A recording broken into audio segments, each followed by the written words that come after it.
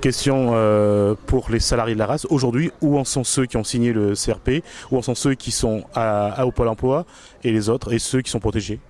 Alors, ceux qui ont signé la CRP ont été indemnisés par Pôle emploi du 1er au 31 janvier. Donc, on va dire que ceux-là sont sauvés des eaux.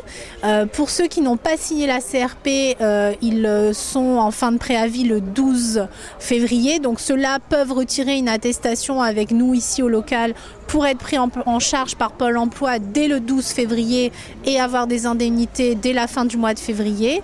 Les salariés protégés, eux, ont été licenciés le 19 janvier et 12 d'entre eux n'ont pas été licenciés puisque l'inspection a refusé leur licenciement. Ce qui veut dire que l'inspection du travail a déjà statué comme quoi c'est une poursuite de mission. Oui, l'inspecteur du travail nous a clairement expliqué que pour lui, il y a continuité de service, il y a continuité des missions et qu'il y a continuité de nos contrats de travail. Et que deviennent les personnes dont vous vous occupez aujourd'hui? Est-ce que vous avez des informations sur leur situation? Dans quel état d'esprit et surtout dans quel état ils sont aujourd'hui? On n'a pas eu d'informations, on n'a pas eu le temps de travailler sur ce sujet. Maintenant, on sait que certains de nos bénéficiaires ne sont pas pris en charge.